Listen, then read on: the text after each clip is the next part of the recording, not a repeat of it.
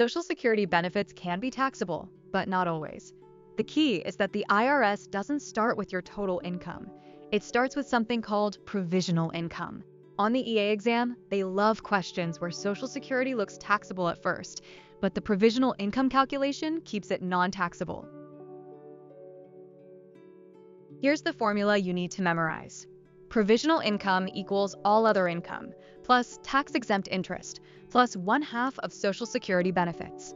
Then you compare that number to the base amount for the filing status. If provisional income is below the base amount, none of the benefits are taxable. Base amounts are pure exam candy. Married filing jointly uses $32,000. Single, head of household, qualifying surviving spouse, or married filing separately living apart uses $25,000. And the brutal one.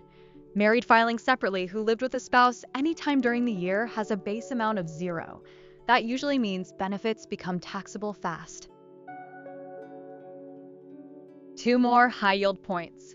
First, Social Security is reported on Form SSA 1099. Don't confuse that with SSI, Supplemental Security Income, which is not taxable. Second, even when Social Security is taxable, the taxable portion is capped. It's never more than 85%, and in many cases, it's less than 50%. Let's mirror the common exam setup. Add up total benefits, take half, then add the other income. If George and Mabel have $11,000 of benefits, half is $5,500. Add wages and interest of $20,500, and provisional income is $26,000. Since they filed jointly, the base is $32,000, so none of their benefits are taxable. Now, gambling. All gambling winnings are taxable, even if you don't get a form. If you do get one, it's usually Form W2G. Losses don't reduce your winnings on the front of the return. Instead, gambling losses are an itemized deduction on Schedule A, and they're limited to gambling winnings. So you can get to 0, but you can't create a net gambling loss. One TCJA twist they may test. For professional gamblers, it's not just the losing bets.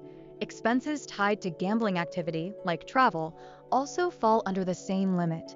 Total gambling deductions, including those expenses, can't exceed gambling winnings. So post-TCJA, it's much harder to use gambling activity to generate an overall loss.